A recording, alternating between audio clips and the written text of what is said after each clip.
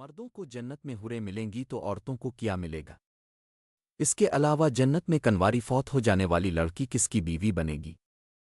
یہ ایک ایسا سوال ہے جو آج کل بہت زیادہ دیکھنے کو ملتا ہے، خواتین ہی نہیں اکثر ہمارے بھائی بھی یہ سوال کرتے نظر آتے ہیں۔ انہی سوالوں کا جواب آج ہم آپ کو بتانے جا رہے ہیں۔ نیک عورت اگر شادی شدہ ہے تو جنت میں اپنے جنتی شوہر کے ساتھ رہے گی اور شوہر کو ملنے والی حوروں کی سردار ہوگی، اور اللہ تبارک و تعالیٰ اس عورت کو ان سب سے حسین و جمیل بنائے گا، اور وہ میاں بیوی آپس میں ٹوٹ کر محبت کرنے والے ہوں گے۔ اور اگر دنیا میں عورت کے متعدد شوہر ہوں، یعنی عورت نے اپنے شوہر کے انتقال اس کے طلاق دینے کے بعد دوسری شادی کر لی ہو، یعنی اس عورت نے دو اس سے زیادہ شادیاں کی ہو، تو وہ جنت میں اپنے کسی شوہر کے ساتھ رہے گی۔ اس بارے میں مختلف روایات اور اقوال موجود ہیں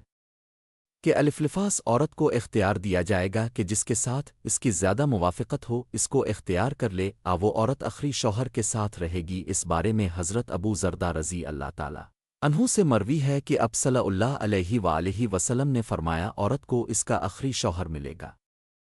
اسی طرح ایک اور مقام پر بیان ہوا کہ عورت اس شوہر کے ساتھ رہے گی جس نے دنیا میں اس کے ساتھ اچھے اخلاق کا برتاؤ کیا ہوگا، اور وہ شوہر جس نے عورت پر ظلم کیا ہوگا، اس کو تنگ کیا ہوگا، وہ اس عورت سے محروم رہے گا۔ حضرت سلم رضی اللہ تعالی عنہا کی ایک روایت میں ہے کہ انہوں نے اب صلی اللہ علیہ وآلہ وسلم سے پوچھا کسی کے دو شوہر ہوں تو جنت میں کس کے ساتھ رہے گی؟ تو اب صلی اللہ علیہ وآلہ وسلم فرمایا اسے اختیار دیا جائے گا کہ وہ کسی بھی شوہر کے ساتھ رہ سکتی ہے، اور فرمایا جس نے دنیا میں اس کے ساتھ اچھے اخلاق کا برتاؤ کیا ہو اور وہی اس کا جنت میں شوہر ہوگا۔ سلمہ رضی اللہ تعالی عنہا اچھے اخلاق والی دنیا اور آخرت کی بھلائی لے گی،